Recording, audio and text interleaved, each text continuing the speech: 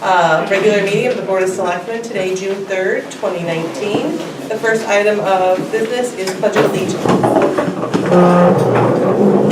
I pledge allegiance to the flag of the United States of America and to the republic for which it stands, one nation, under God, indivisible, with liberty and justice for all. The next item is approval of minutes. The minutes you have in your packet are from our May 20th meeting.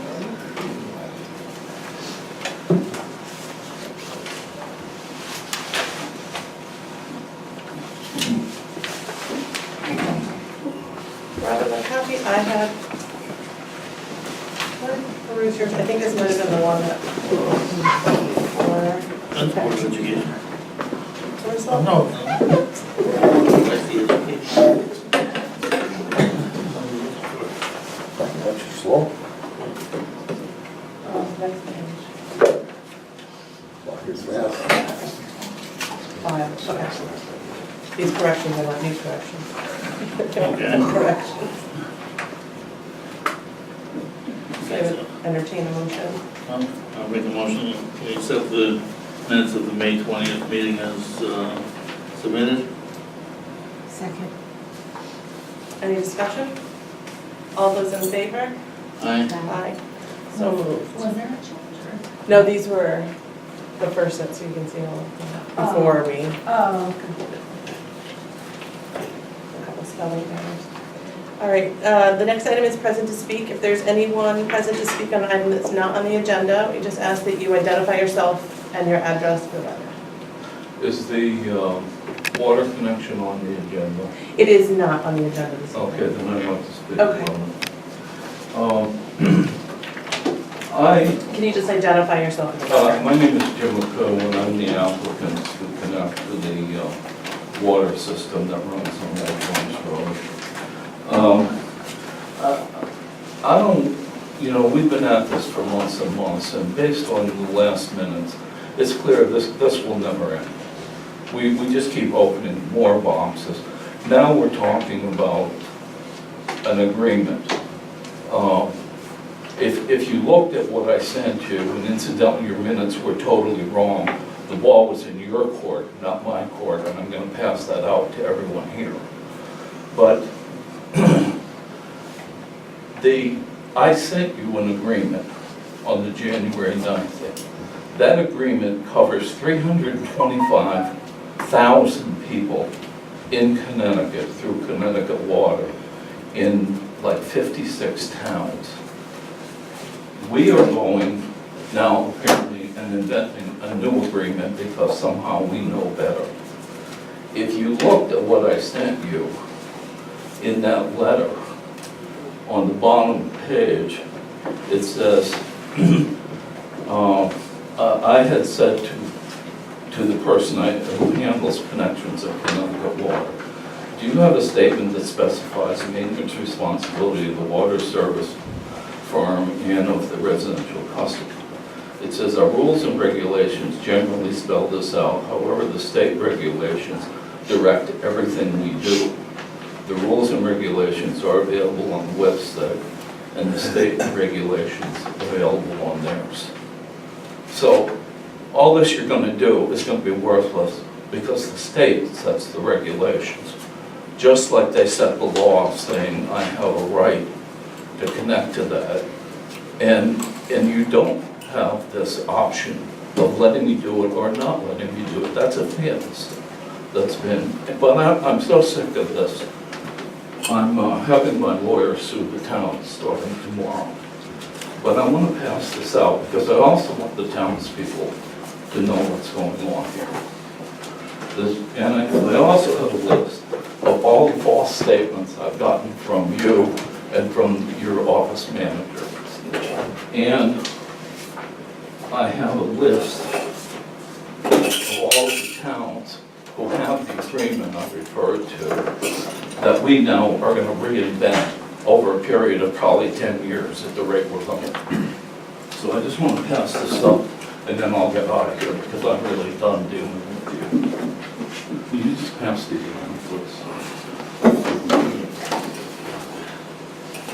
I'm still on that list.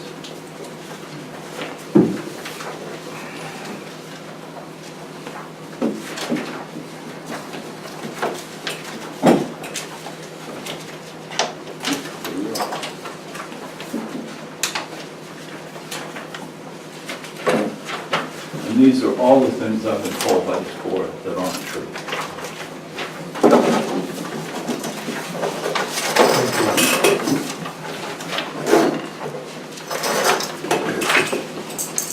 And incidentally, I'm going to be looking for reimbursement of all my legal fees for the town to put in the water connection by the way I've been treated here, and by the fact that you're now taking steps to blunt the permit process. This has been a disgrace.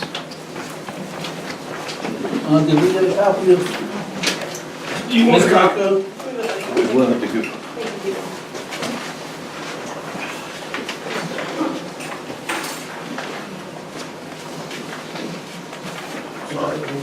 Thank you.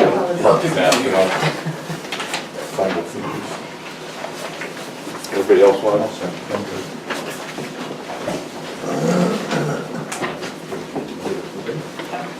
there anyone else present to speak on an item that is not on the agenda? Okay, Do they need a copy of this up there? all right, so the next, this? we have not. I don't know what that is. This is. Probably a original letter. Yeah. All right. Okay. Correspondence, you should each have a list of correspondence in your packet.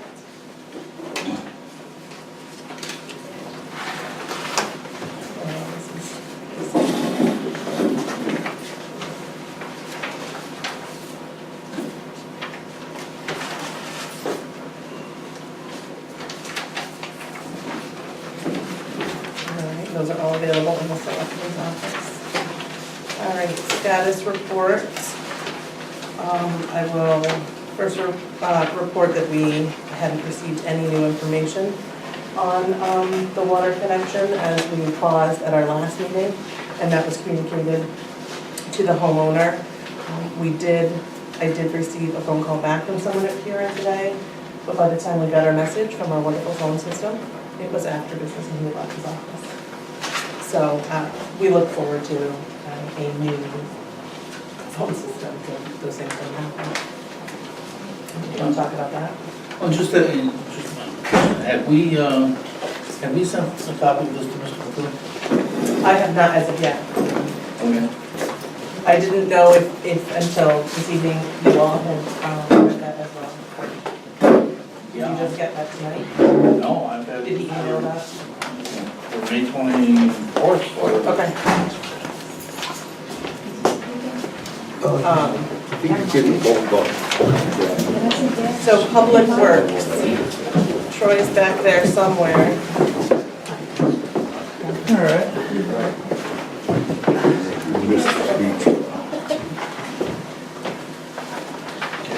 We're gonna make him sit at the front of the room on this time. All right, so we're still sweeping. We should be done by the end of this week or the beginning of next week.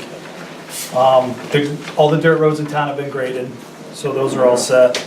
The crew's been out patching numerous holes. I will share, I shared with Troy that a resident who lives on a portion of Mason Road, not that resident, did commend them on the work they had done on grading the road, so thank you for that.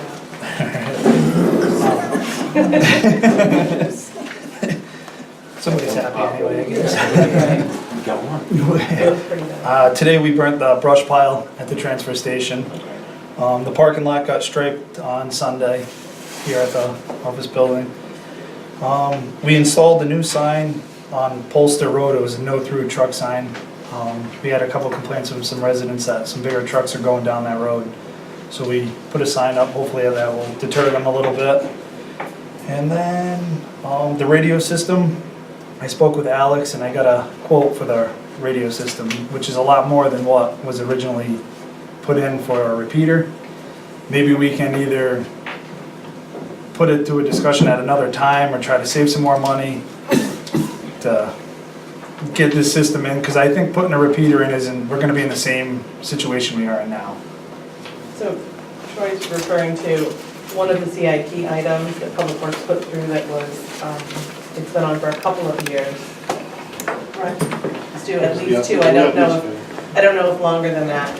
And it was to put a repeater on Willington Hills Firehouse that would help us improve, not completely eliminate, the dead areas around town where our public works cannot communicate. So in the course of this CIP round, and that project was actually put on the plan for the upcoming fiscal year, Troy started working with Alex and I think Stuart as well on a solution as opposed to a $15,000 Band-Aid. The problem with that is it's a much greater cost. So I think your budget was at 14.5, I believe. And what you're looking at now is the quote to put the radio. Can you explain what these radios, how they're connected and how? Yeah, I'll let Alex kind of go take that one from me. So the system's actually off the state of Connecticut's network for the state police. They've opened it up to municipalities. There's about a 98% coverage throughout the state with their system. And that goes off of all of their infrastructure. They have repeater systems in Tallinn, Yukon. The nice part of that is if it breaks, they fix it. We don't. We would have to own the equipment in the vehicles, the radios themselves, but the infrastructure the state takes care of. And to what we've seen outside of here, the system's pretty well bulletproof. Moving forward with it, if we can get Public Works started, and then we would start either working with CIP grants to start working the fire departments into adding radios into the system as well. Does the town have to be on it in order for our fire departments to utilize it, or They does it don't. not matter? Okay. They don't. But for what the town's looking for, and Stuart, correct me if I'm wrong, I think this is the best application to move forward with Public Works. I think with the coverage of just doing the radios themselves without having to buy infrastructure that we're gonna have to repair, I think this is the best solution for everybody. The timing of this was the opening of the system was after CIP season, where Homeland Security sent out a flyer that was out of one of the emergency management meetings. And there's actually a couple of TV stories for the news that Coventry PD, Groton, and a few other towns are moving to this system as well. One of the reasons the state wants this to be done eventually is interoperability.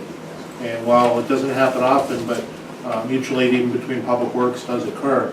And right now everybody's in different bands, different channels. And this will get them onto one common platform to be able to talk to each other, that if they had to either assist each other on a one storm by one storm basis, or if it's one of the really big ones where we had, I think Coventry, Lebanon, and Groton came up to us to help, but we had no day-to-day communication with them. We could just send them out and not know where they are, or ask for anything else, or they couldn't ask for help. It's an investment in the future, but I think it's the right way to go. So what you have in front of you is to get every Public Works vehicle, with the exception of the sweeper. The grader, The grader. and one of the mowers. Grader and one of the Yeah. mowers. That's where the portable. Portables, yeah. And the thought with the portables would also be used with the contractors during snowstorms, so that we're not having to buy infrastructure to put into their vehicles. So the downside, the upside is that it's a better use of our funds than the plan that had been accepted before, which we knew wasn't going to give us full coverage, it was going to give us a little bit better coverage. But this is at $42,000, considerably over the amount of money that we spent. So today, when Troy brought this to me this morning, we talked about the best, because of the way the process works, the best case scenario was probably to submit it again this way through CIP, and if we could hold over the funds that we had already set aside for this year, then we would need that much less. The other option is to then go forward and ask for more, because we don't have $42,000. The project was 14. Peter, you look confused? No, I had a couple of questions if there's an opportunity to ask. Does this bump you from low band to UHF? 800. 800? Same system Coventry's going with. Yeah, Yep. that was one question. And with everything, every choice, it's not always all positive. What are the drawbacks to going to this?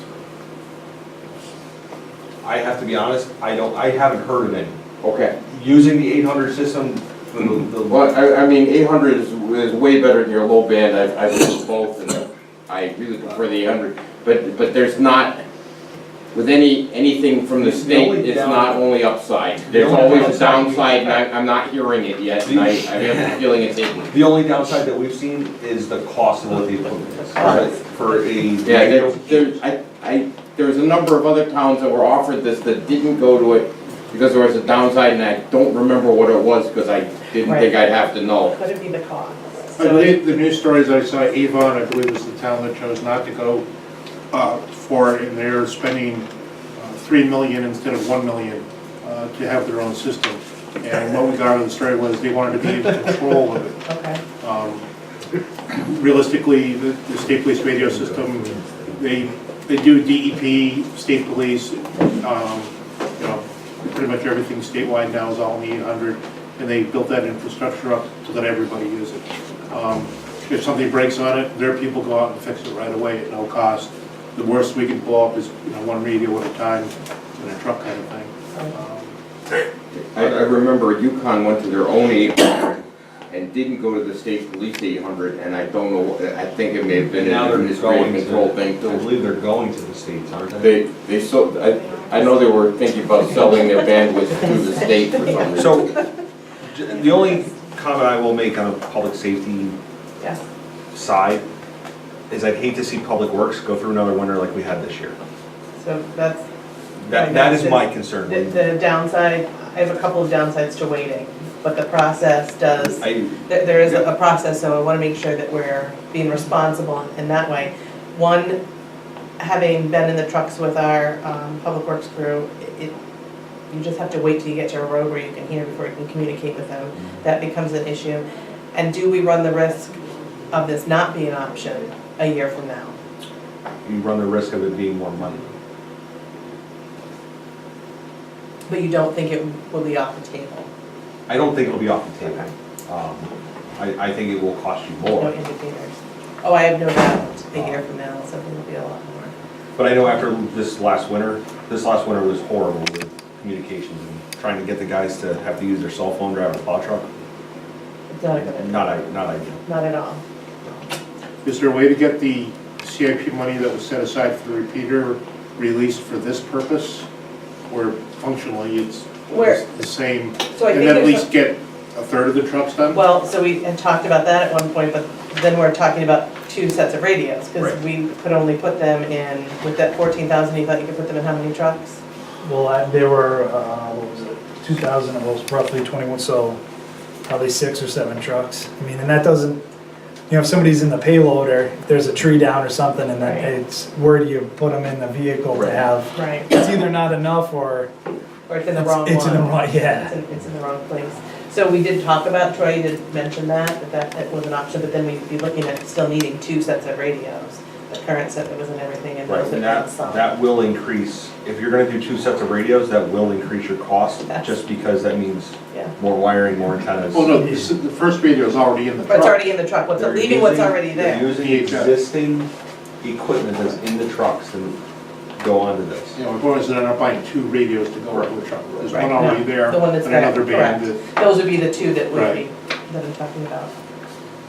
So I would think there would be a mechanism in place in which to utilize those funds. That would certainly be a discussion at Board of Finance as well.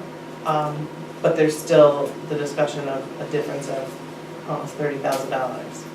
And some of that On cost plan. can be cut a little bit by, us doing the work, but it's not gonna be dramatic. Right. So there's maybe a few thousand or a few hundred here that could be cut, but it's still a big number to.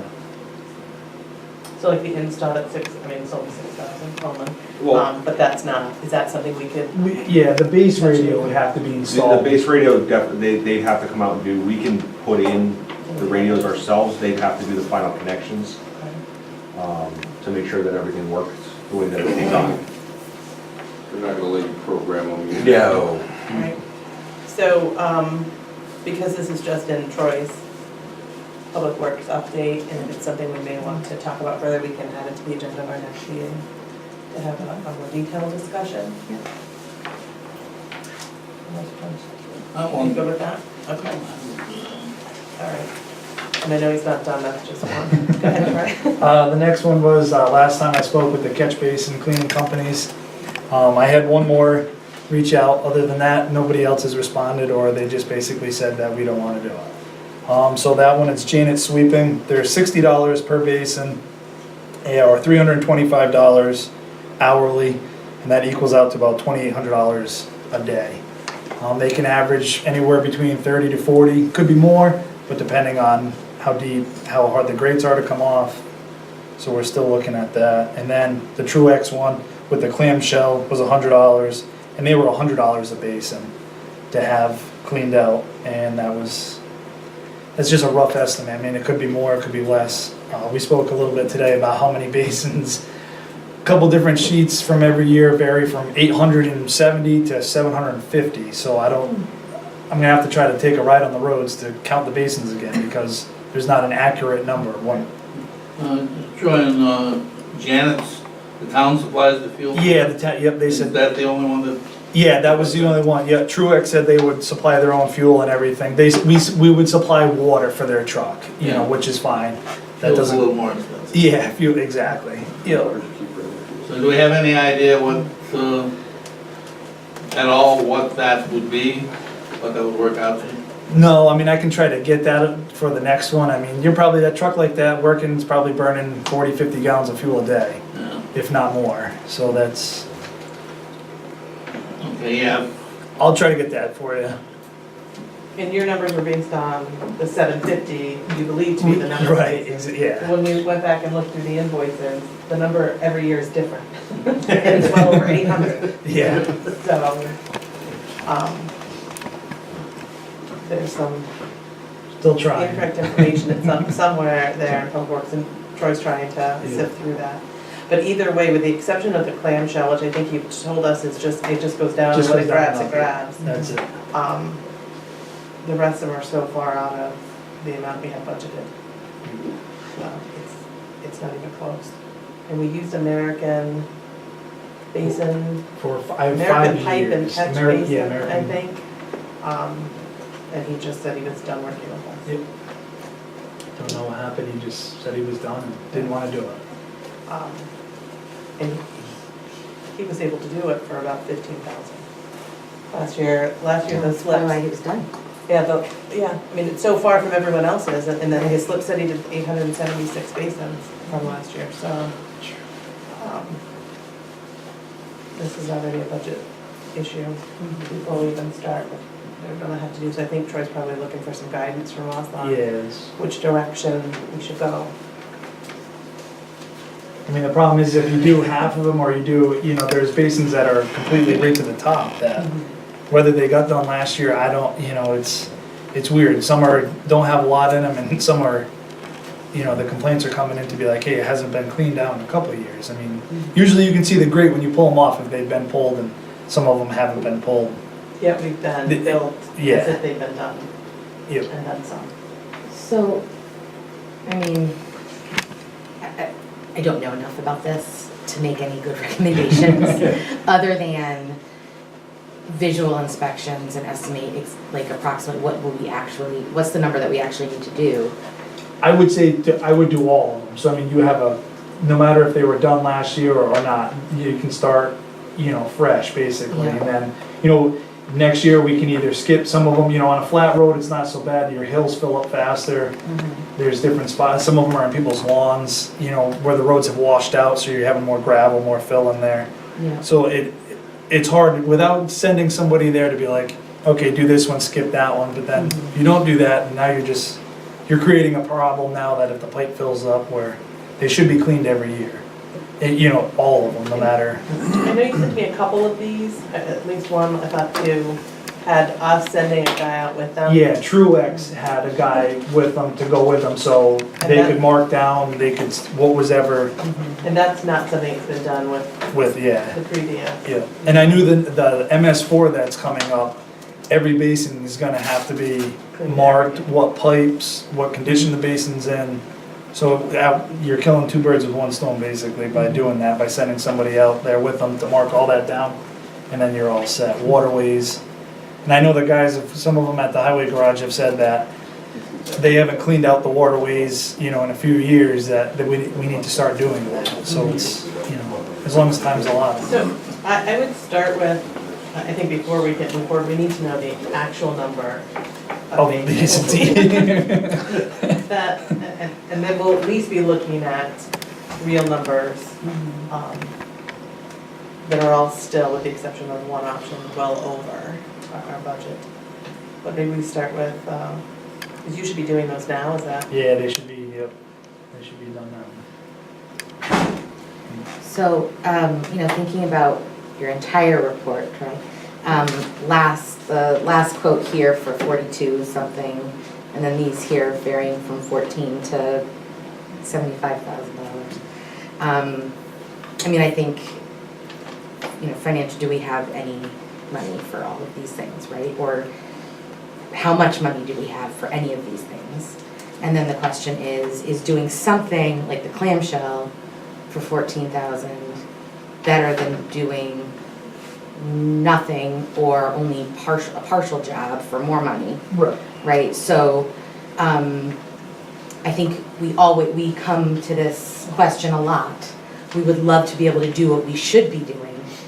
Sadly, in our financial situation, we can't always do what we should be doing, but we can be doing what we can be doing. I know that's not a very coherent statement, but if doing something that's not the perfect job is better than doing nothing because we can't afford the best option, then do we do that? So I guess, do we do the $14,000 clamshell thing, even though that's not ideal, because there might not be any way we can do the $45,000 or $75,000 job, right? Yep. So is that good enough for now? It is. Yes and no. It's a Band-Aid, you know what I mean, on it. There is some spots that I think that they need to be completely sucked out because there is issues with that. So it's by just going down there, taking 50% of the dirt out, and then now we'll be right back in the situation if we have a heavy rainstorm or a heavy winter where there's more sand. We can do it. It's, like I said, it's a Band-Aid, you know what I mean? If that's what it takes, at least, hey, they're done 50% anyway instead of 100%, but it's a start. And then maybe next year we can either try to budget more. I know every year that it doesn't get done or they fill up faster, the cost is gonna keep going up because Sure. if they can do 30 of them that have 6 inches of sand or do 15 of them that have 3 feet of sand in them, there's, more time to suck out the basin. Right. So then I guess that's where, what I was gonna ask before, it doesn't make sense at this point to say, these are the high priority areas where we need to concentrate doing the A+ job. Everything else can get the B job. Does that make sense? No, it does, yeah. Because I would love to be able to say, yes, we can do $100,000 for all of these things we need to do. Right, We yeah. know that's not our financial reality. So what do we do that's going to be second best because we cannot afford to do the A+ job? I guess that's the question. That's, yeah, no, To add to some of the frustration, Donna reports to me that we could potentially have somewhere in the neighborhood of $100,000 at the end in the surplus, at the end of this fiscal year, which we would return to the town. Is that something we would consider asking the Board of Finance for a transfer on if we could get some of that work done in June and then paid for out of this year? It's not ideal, right? It's not, Troy doesn't have that in his budget, or we would just go with that, we would prepay some of it this year, which is not an option. Is that something that we consider and look at? And those transfers go, Donna usually asks for them, they go to the Board of Finance for approval. and they don't meet again until the 20th. But I don't believe that would be enough time, so I'm looking at the calendar, in a week for him to then, you know, for us to say to someone, yes, you can do the work. But, you know, something for us to think about. It's really hard to know that we have something that could cause some potential issues and a much greater cost, and yet we have funds this year. And the biggest reason we have those extra funds is because of census changes, and most of it is insurance. It is in insurance. So maybe you start with getting us information on exactly how many catch basins you have. So to say we were both surprised by the varying number this morning, it was enlightening, because I had pulled the invoices last week, and when Troy came in today, and he had a completely different number that he thought they were. So even these numbers, I was telling you, he's basing off 750. Last year, he claimed 876. We're talking about maybe adding, what, 28,000 for the radios. Right, I mean, my thought was to hold this project. Right. It's not ideal until the next year, so that it goes through the CIP project again. Okay. That's my thinking, so that the project itself is so far off price-wise from what we were looking at, that I think the right thing to do is to put it through the process the way that it should be. Although I'd like to see new radios so that our crew can actually communicate. But that's just such a greater cost. Okay. But, yeah, I mean, we could be talking somewhere around $70,000 difference between two budgeted items in the past. And good, we're gonna have some extra money left over. We might wanna keep it sort of in reserve just in case. Neither of these is life-threatening. I think neither of these has to be done now. The radio thing, yeah, I understand the importance of radios. It's not emergent. But we've got through this far with the way they are. So, let's see what other things come up too, and then if we have this extra money, we can. All right, so we look forward to a new count. If it's not one of those numbers, it'll be really interesting.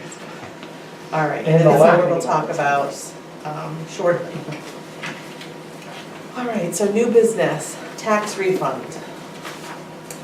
I'll move that we refund CCAP Auto Lease LTD $251.83 on a certificate of correction. Second. Any discussion? All those in favor? Aye. Aye. Okay, so moved.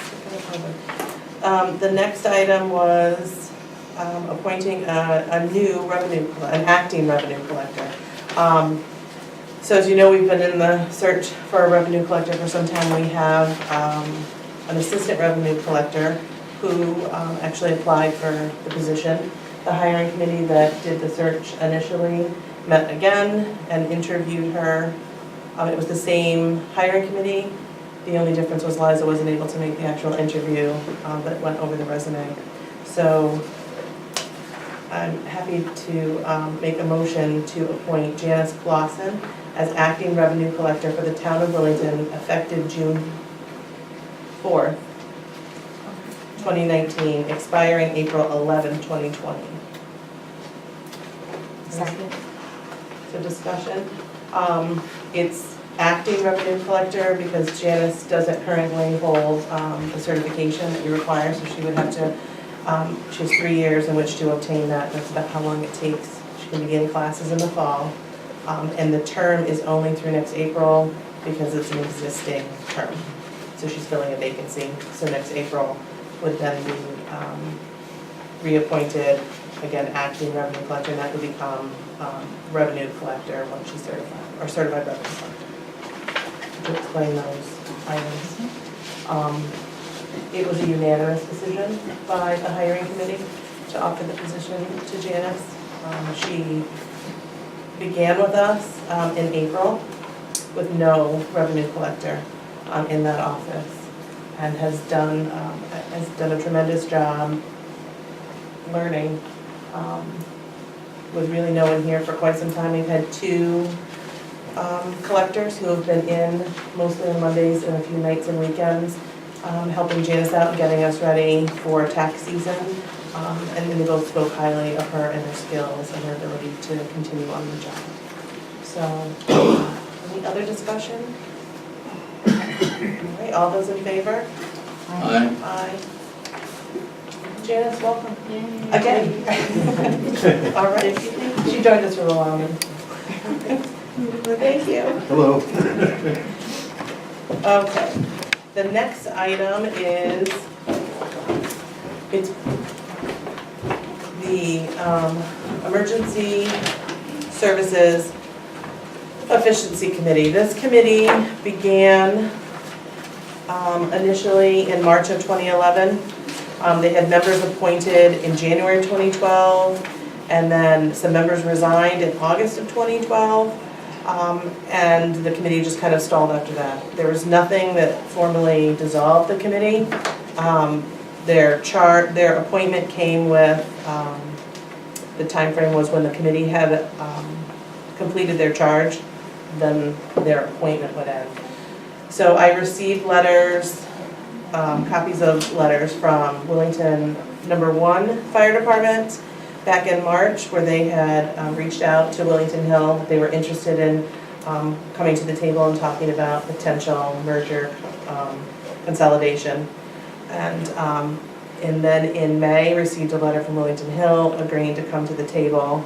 The only thing they really differed on was what the committee would look like in the makeup. So I suggested using this existing committee that originally, and I grabbed all of the minutes, the committee was, that was formed, was to be made up of 7 members, 2 from each department, being a chief and or an administrator, 1 Board of Finance member, 2 members at large, and 2 people from out of town with no affiliation to either department.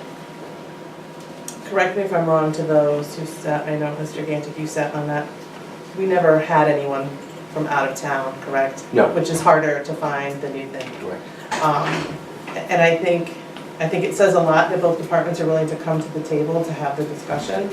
I think they both, from the members that they'd like to be on that committee, that it's certainly driven by their departments. I think that's beneficial. Willington #1 would like a committee that consists of the fire chief, a deputy chief, assistant chief, president, vice president of the fire department, and a non-member of either fire department that is currently on the Board of Finance or the Board of Selectmen. And we have lots of letters. Willington Hill, again, I think their concern was you get that many people involved, is it productive? Which there's certainly argument for. So their counter was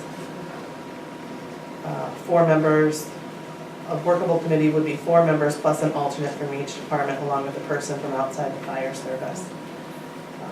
And I think a good place to start is members of the fire department and someone from within the town that is outside of the fire department. Certainly having someone from out of town with no knowledge of either would be nice, but I bet that's really hard to find because you guys work in a big circle. So even though they're not from in Willington, my guess is that they know some of you from your work in fire service.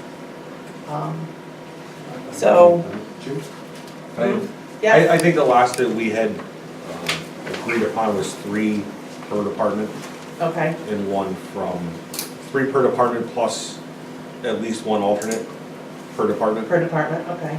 And then the 1 person from the town. I believe the Board of Finance already appointed. Yeah, Peter. Okay. So if that, it's an offshoot committee of this board, so we're looking at 6 members, an alternate for each, 2 alternates, and then the 7th member would be someone from the Board of Finance. I have, Your thoughts? I'm fine with that. Yeah, I think 7 would be the maximum amount of people that would be a productive group, so but I'm fine with that. Was there, I always did like the idea of having one or two people from out of town, but like you say, it's hard enough to find people in town to serve on these boards than to find someone who's going to go to another town and serve on a board there, so failing that. and they were, you know, they seemed to wait some time, if you read back the minutes, and then they still continued on with discussions, but nobody was coming out of the woodwork to suddenly want to do this. So, yeah, this sounds about realistic. All right, so, so 3 from each department, chosen by the departments, and then 2 alternates. And then, are we okay with the member of the Board of Selectmen, Board of Finance being a Board of Finance member? Probably. You know, they certainly be public meetings, so we would all be welcome at those meetings. I think it would be important that we go, but I think it's important that that they take the lead on some of these. I would just ask that when you, once appointed and begin meeting, a meeting schedule set up, that you start with a set agenda and a charge and where you hope to go from there, and that's what we'd like to see. It's really the only way for us to measure if anything is moving forward. When the Board of Finance person is named by the Board of Finance, what, are they gonna have any particular powers? Are they going to be able to Well, so commit the Board of Finance to something or not? there should I not don't be think that would acting be in, possible.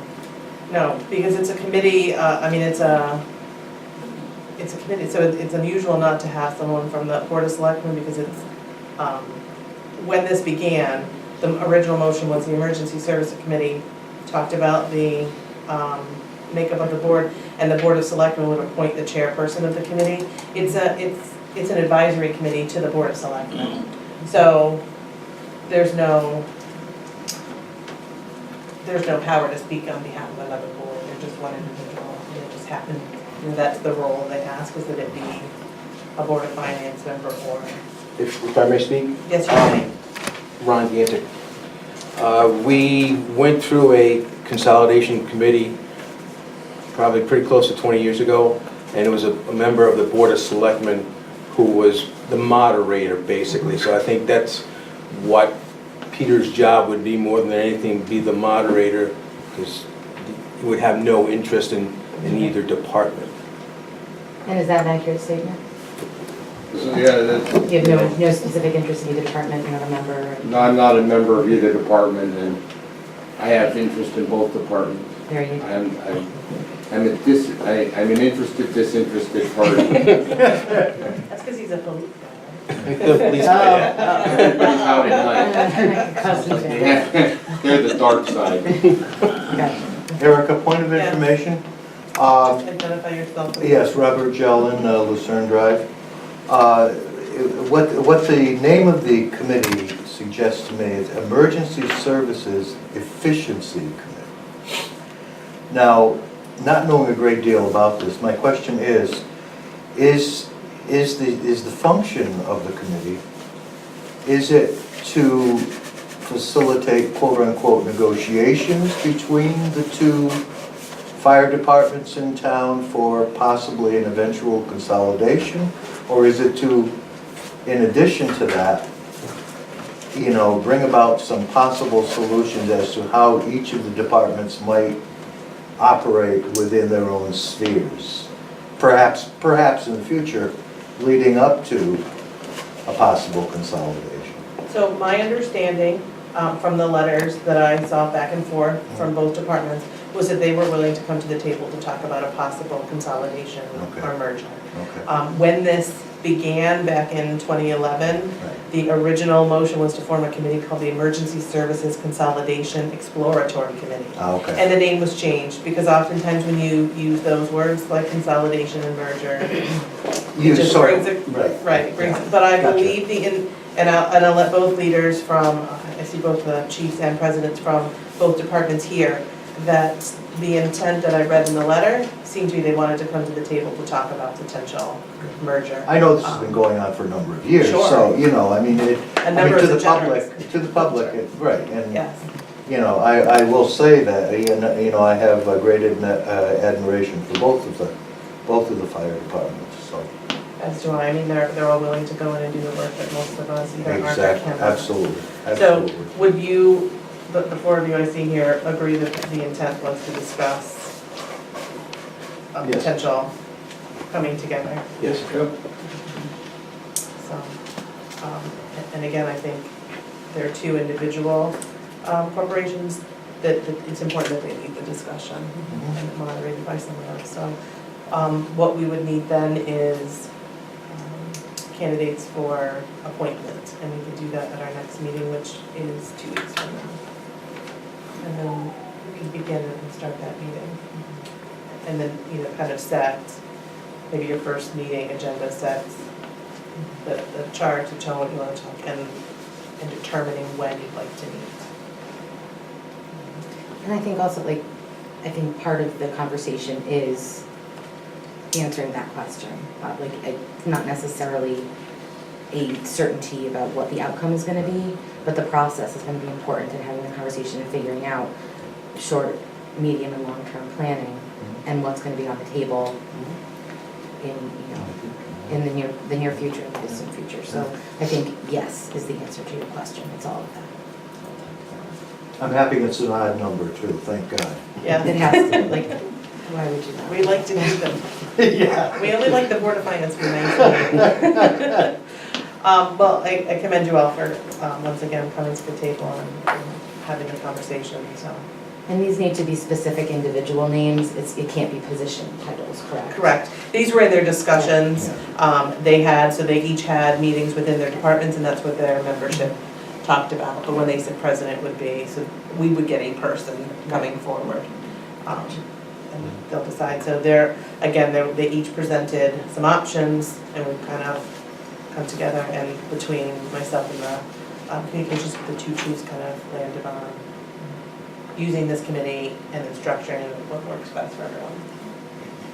All right. So go forth and find efficiencies. Thank you. Please and thank you. Okay. The next item is roadside mower vendor. So You again? More money? at our last meeting, Troy provided you all with. Why would you say that? Come on up, Troy. If you're requesting over $100,000 in He a needs to meeting, cover you the might fund. want What to. did he say, he will? So at our last meeting, he provided us with 3 quotes for vendors for the roadside mower. So this is on the CIP project list for this coming year.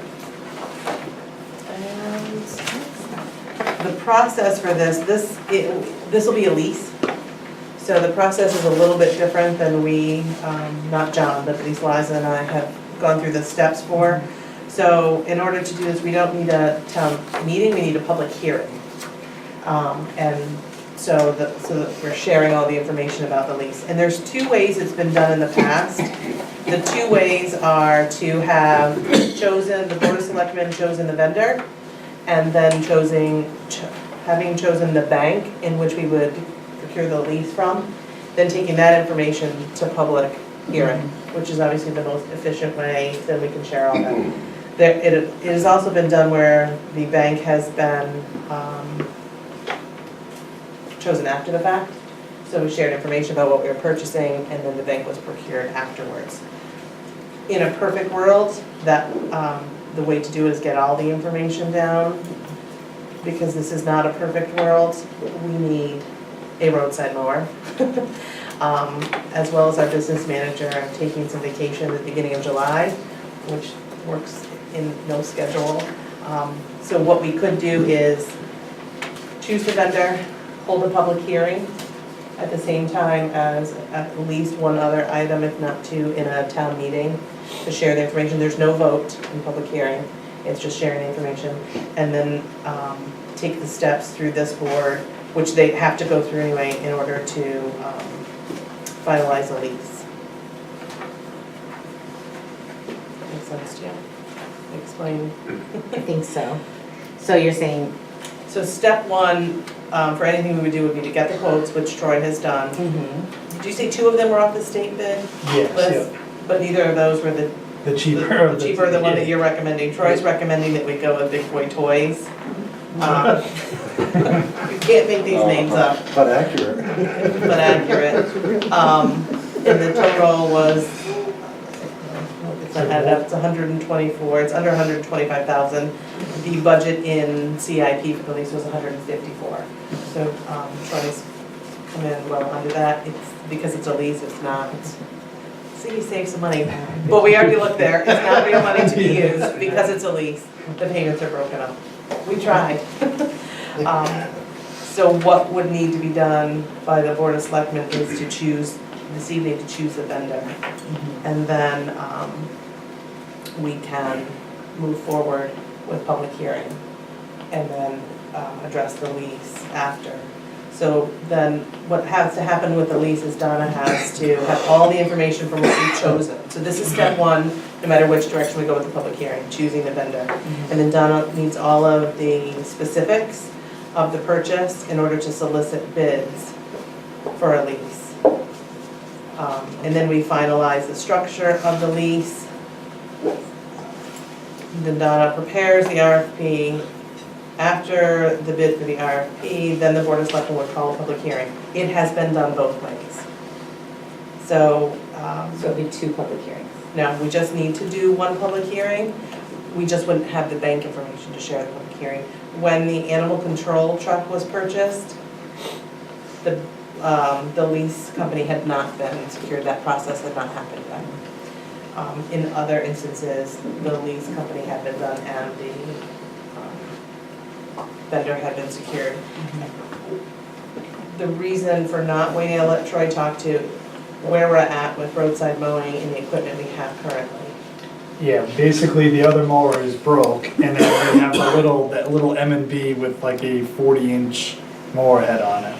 So it's not going to, we can get the town mowed by like maybe 1 pass or 2 passes, but it's not gonna knock the brush back, it's not gonna reach far. We don't have the manpower to go out there with pole saws and trimmers to knock the brush back farther.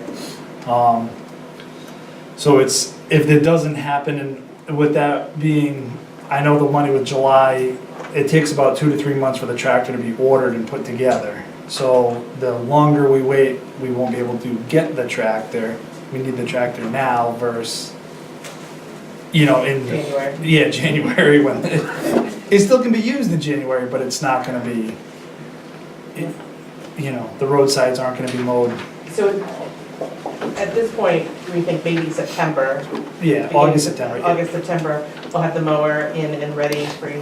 In the meantime, I'd imagine you and probably my office would still be hearing from residents who are unhappy with the level of roadside mowing because of the equipment we have. If I remember correctly, the cost of repair, the other one was somewhere in the nature of 25,000. Yeah, something like that. Yeah. And that's a 1993 tractor. The boom's cracked, and there's only so much you can weld on it. They take some abuse, so it's constantly swinging out there and stuff. So it's seen its lifetime of mowing. And so we had 3 bids. And that could actually be a little bit cheaper because the mower can be, that tractor he said he would take in as a trade. So I don't think he's gonna give you $20,000 for it, but it could be 1,000, it could be 5,000. So it will. There's still some money to be saved. There's still, yeah, a little bit, yeah.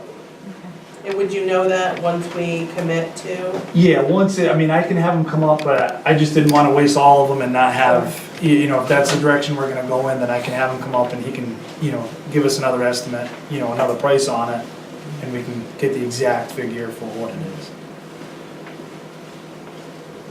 I'm just doing some math. I'm comfortable moving forward with the current bid. So To sort of hasten the arrival. 124,433 is the Big Boy Toys, and that came with, that's 2 mowers. That's 2 mowers, yep. That comes with a rotary head, and then it comes with a flail that are interchangeable. 131,618 was the quote from HP Fairfield, and that's one mower head. That's one more, that's just a flail, yep. And 137,929 was the quote from Bacher Corp. Same thing, with one.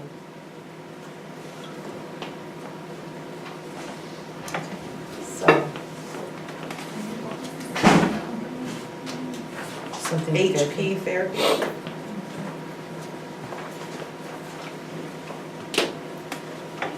So based on Troy's recommendation, I move that we award the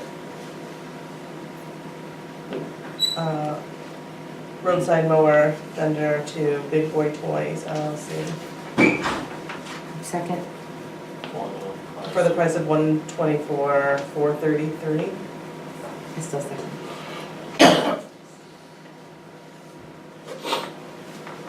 No, I'm down on that.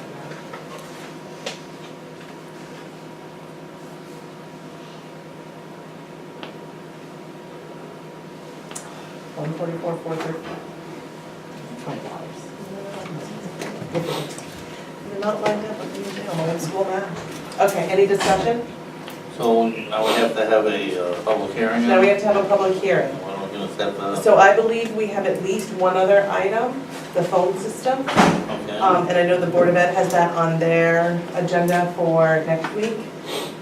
It's a shared purchase, so then we could take a look at it at the meeting on the 17th. That is the vendors off the state bid list for that as well, so it makes it easy with just being that one quote. So then that, because of the timing of installing the new phone system, maybe ideally to happen before school goes in. The purchases can't be made until July 1, that we wait until after our next meeting and then ask on the 20th of June for the Board of Finance to appropriate the funds. Those funds for the phone system have to be appropriated, so we have to go to them. So I'm hoping if everything aligns, we can get a town meeting with those two items on July 9th. Because of the holiday the week before, give us a little bit of time. And because there is a cost to a town meeting, we can combine them. That would be ideal. And I believe those are the only two projects that will be ready for town meeting. If there are more, we can get them together. All right. Any other discussion? All those in favor? Aye. Aye. Okay. Is the July 9th, is that a firm date? No, It's not a firm It's not, date. no. That's our goal. We've That's set a your target goal, okay. date out there. Okay. You have to hope that everything lines up from meeting to meeting to meeting. If the Board of Finance were to cancel their meeting, Right. or we can continue to, so, not that well oiled machine. Okay, the next item is appointing deputy fire marshals. We received a communication from our fire marshal, Dick Palmer, who had planned to be here this evening, but he had to be out of state, taking care of a family member. So he currently has two deputies that have been with us since 1995 and 2005, Fran Rayola and Charlie Cosgrove. They both indicated to him for different reasons that they are no longer planning to continue in their service. These are, the way it's set up is the deputy fire marshals serve at the pleasure of the fire marshal, but are appointed by the selectmen. So Dick has reached out to two individuals, and I believe I know these conversations have been going on for some time, knowing that Fran and Charlie were looking to discontinue their service. So he is recommending that we appoint Trevor Gantick, and he's also a deputy fire marshal in Tolland, and Shane Schaefer as deputy fire marshals. They do not have terms, they are indefinite. Again, they serve at the pleasure of the fire marshal. Dick, again, was planning to be here to answer any questions that we might have if we have them. He did ask that I still leave it on the agenda, even though he couldn't be here. So, if we have no issue. Dick knows what he's doing, just don't worry about it. Only if you got a fire marshal in town. I finished class in January. You will. You're willingly ready to move forward Yes. here in Wellington? All right, that's great. And Shane Schaefer lives in Tolland, works for the Hampden Fire Department as a firefighter paramedic, and is a part-time paramedic at Wyndham Community Memorial Hospital. Shane's not here. Just in case I don't know when I'm saying. So should we do them separate?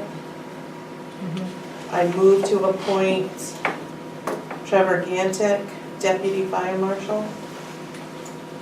Second. Any discussion? All those in favor? Aye. Aye. And I make a motion to appoint Shane Schaefer as second deputy fire marshal. Second. Any discussion? All in favor? Aye. Thank you, Trevor, and thank you to Shane for their willingness to serve. Yeah. So I think that means while Dick's out of town, you win. All right. The next item of business, moving on to old business, is awarding the propane contract. So we had some questions about service, and Robin went ahead and shared some information with you all. It's in, yes, we can print in color now. So this one shows you, the first vendor was, it's our current vendor, I believe. High grade gas. Abbreviation. So that came up to be, was this based on 378.9 gallons used at $1.09 a gallon, 1 hour of regular labor and an hour of OT would be $607.01. And for comparison's sake, hook on at $124.09 a gallon, 1 hour of regular work and 1 hour overtime comes out to $603.24, just under a $4 difference. You can see she also shared with you the repairs that we had. Liza, I know you were asking how often that comes up. This year seems to be an anomaly, like everything else at Public Works. It seems to be going wrong, needing to be fixed. So did the propane heater, and that we had to repair that because the waste oil furnace was also not working. So we haven't been using the propane heater as much because we were using the waste oil. When that went, we didn't have any choice but to then fix it, right? Yeah, there were no service calls the year prior. Right, the year prior there were no service calls, so everything has tended to happen this year. So it would, we can get a rough idea of what the repairs would cost, but they seem to be an anomaly. And Troy's just laughing back there because it was probably within his first 2 weeks, maybe, days even. So, all right. Did that answer most of the questions? Yep. Okay. So now we need a motion to award the contract to 103. Make a motion that we award to the existing, is it high grade gas, the existing contractor. What else would I like? I don't know with these things. Yeah, so many things. So many things. Hold on. Can I hold that? It's probably the last one. Okay, so to high grade gas, price of propane per gallon, $1.09. Labor rate per hour, regular $69. Labor rate per hour after hours, $125. Labor rate per hour for holidays and weekends, $125. No trip charge. All second? Any discussion?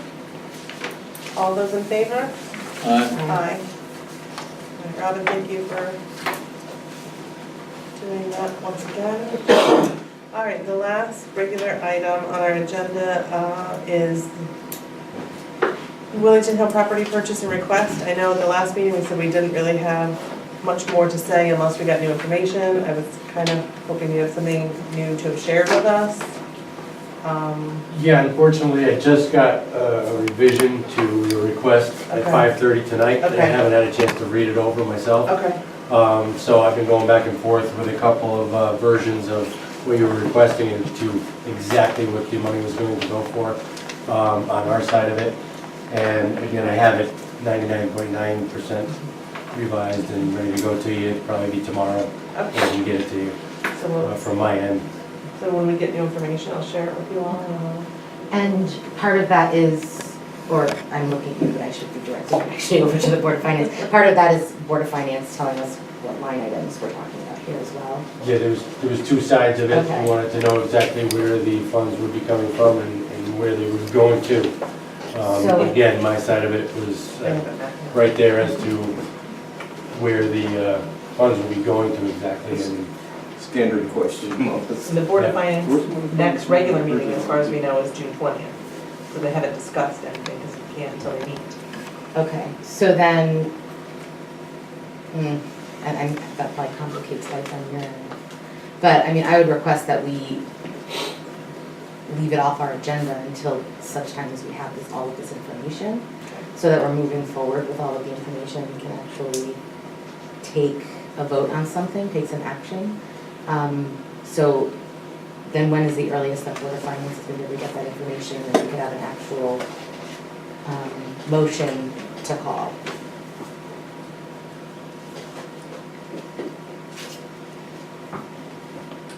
So we're scheduled to meet on Thursday, this Thursday, the 6th.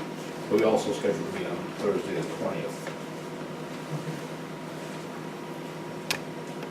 So is there a chance for our next meeting that all of that information will be on our desk early enough to get it on the agenda? I'll have So you 2 something by then, definitely, yes. It's a special meeting, so there's no guarantee from the Board of Finance, right? Well, we would just put it on there, you can talk about it or you don't. Right. So- I think they were waiting for some guidance from us as to whether or not it was a project we were, Well, but it was kind of twofold, so everybody's kind of waiting for everyone so else. we had a defective motion that we take, but I also know that the selectmen have had other questions and other legal matters you were looking at. You had asked us You to, know, and it just, if you're not ready to take a vote, then I kind of need to know that, you know? If you need more time to study it or look at it or finish doing your due diligence, that's kind of important to us.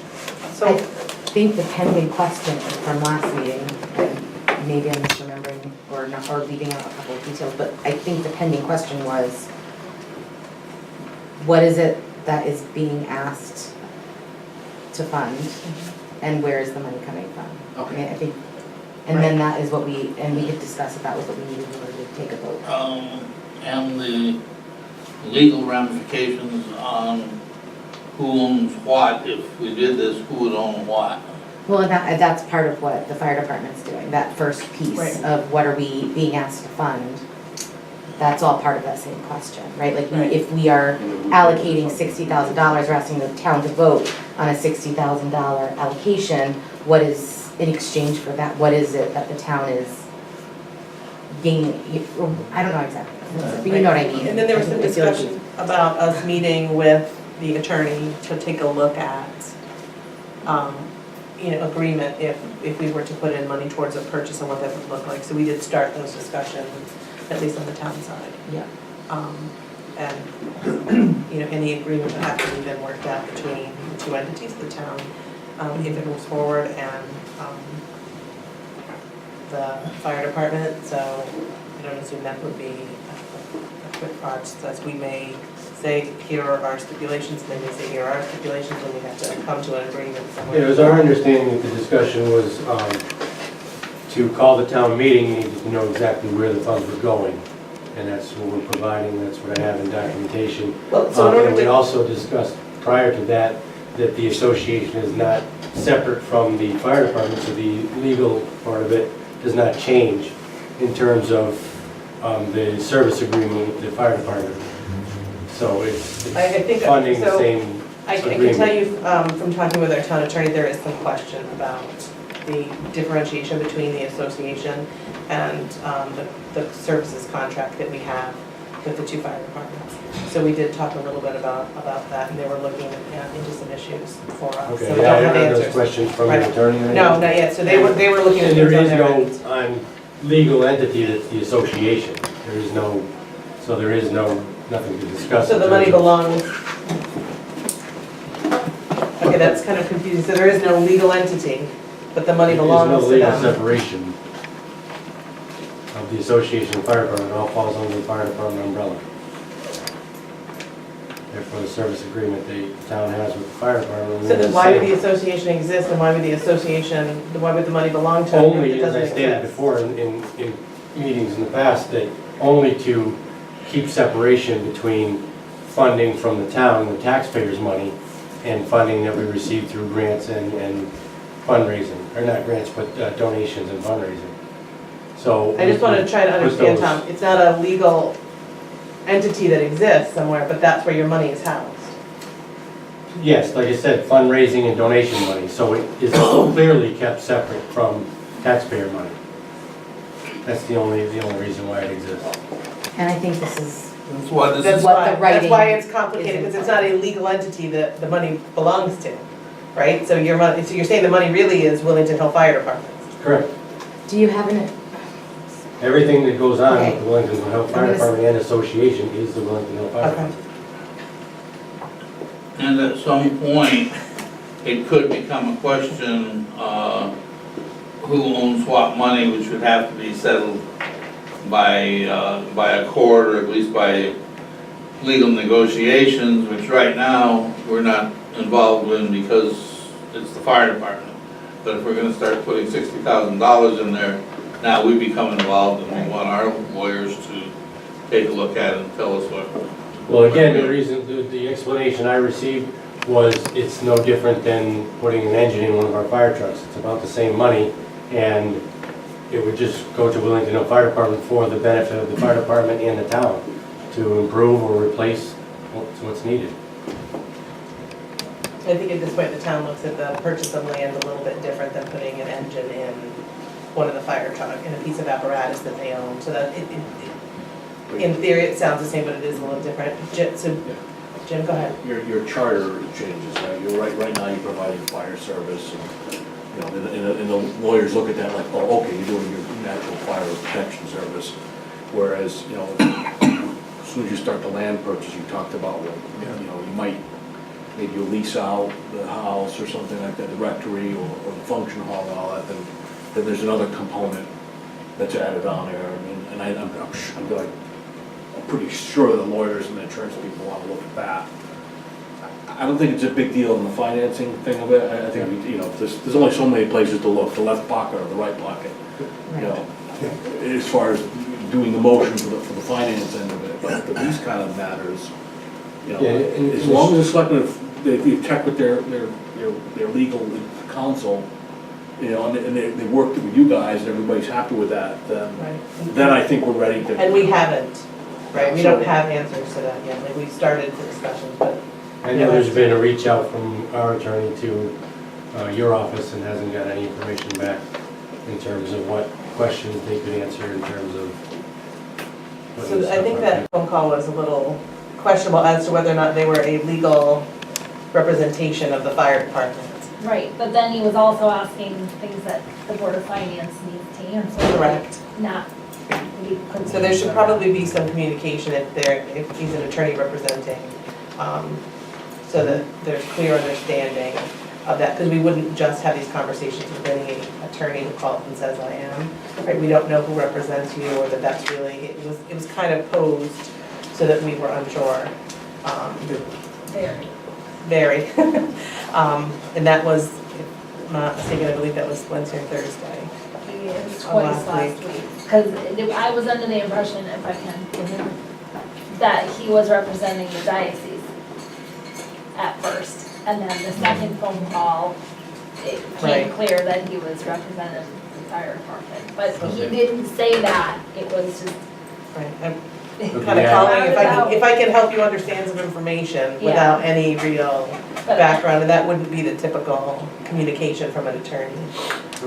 Point of information? Yeah. I'm assuming that both you and the fire department are requesting paper verification of who indeed is representing the two parties, rather than Well, rather than phone communication. So this was the first we had Exactly, heard, so, exactly. right, without actual communication, Right, you know. right. Letter communication, we wouldn't, Right, but we just that's, wouldn't share those kinds of exactly, that's matters. valid point. And this here is the first I had heard of this. So did you have a lawyer call? They called on their own. I had them put together the information you're Oh, requesting. who's they? The attorneys, I don't have You the don't- names right here. You hadn't hired the attorney? Had you hired the attorneys? Yes, yeah, they're working, yes, they're working. There So they are.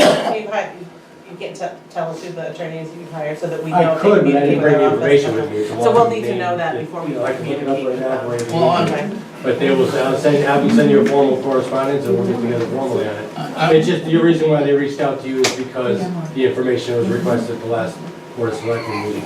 I went to them and said, okay, we gotta put this stuff together. And so they were reaching out to you guys to get So some.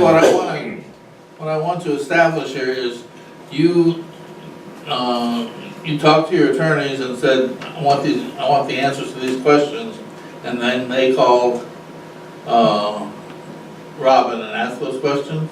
Well, I gave them most of the information that they needed to put together a correspondence or your reply in writing, to answer the questions as to where the funds are going to go exactly. And then they had a couple of questions from your side of it, so they called. I didn't tell them to call you, they did.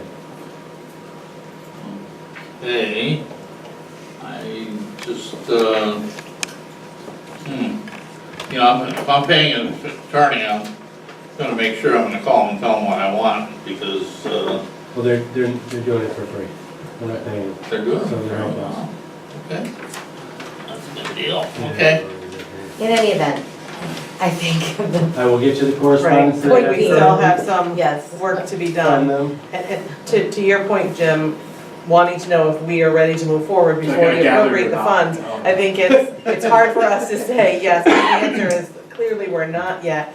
Because in the normal course of events, we would have gotten all the information about a project to decide if first it's something that the Board of Selectmen thought there was enough interest on the town side to move forward with. And then we move forward to steps of the project. And none of that has been done yet because we still don't have the basic information as to how you intend to spend the funds. And so, Well, I think I think it's the same reason explained we're, over and over and over again. well, So the basic information is out there. But again, what we need though is a call for a meeting. We need that language, right? And that's what you're proposing to us. We will take a look at that Mhm. and move from there. We need the language. We need to know if, so the Board of Finance says to call a meeting to fund it, but where is it coming from?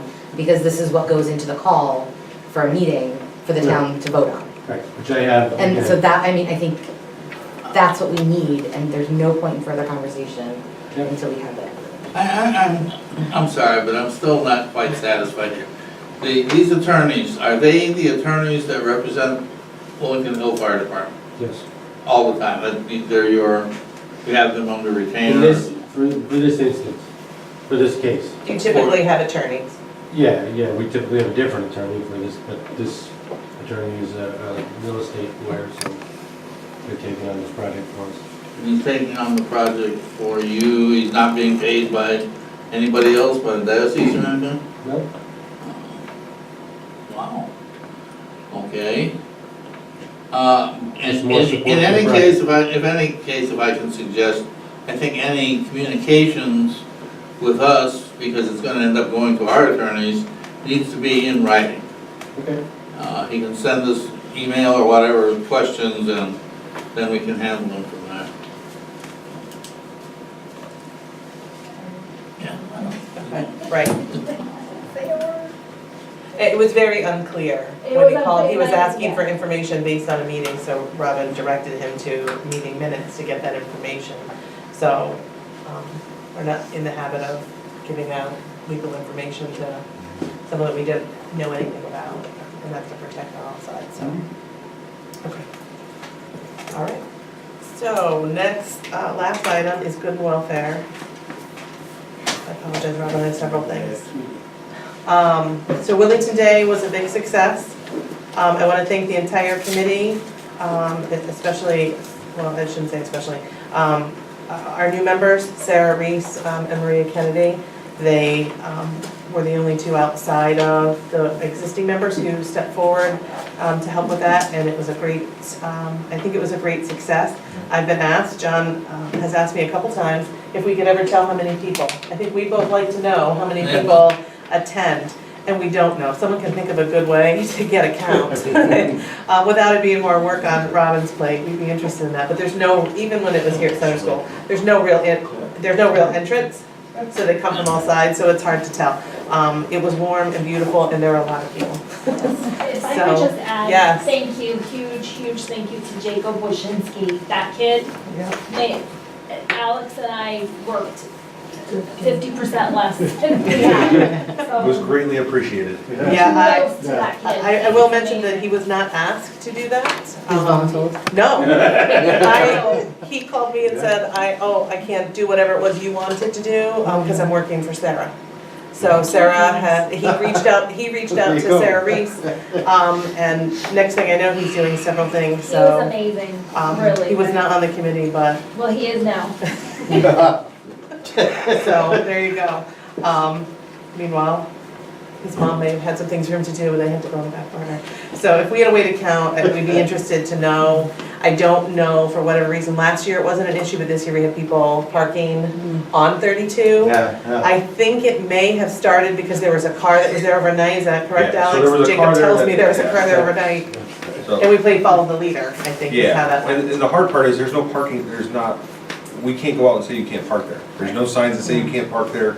People park on the side of the road all the time. But they were from Railroad Park down to the on-ramp, Yeah, when. both sides of the road. Right, and some people said there was still parking down in the commuter lot, but I think it's a matter of, oh, I don't have to go all the way down here, I can park right here, just walk across the street, so it got a little dicey. Well, when I arrived at noon, there were no parking. Yeah, at some This is point what I somebody hear. told I me. had to create one, and I tried not to acknowledge that. So I think that's Public great. record. So I think that's I just great. put one in the grass. I was in the section helping Parks and Rec, so it seemed very busy. I didn't get out as much as I That was had crazy. thought, but that was crazy. So kudos to everyone who participated and helped put it together. It was another nice day.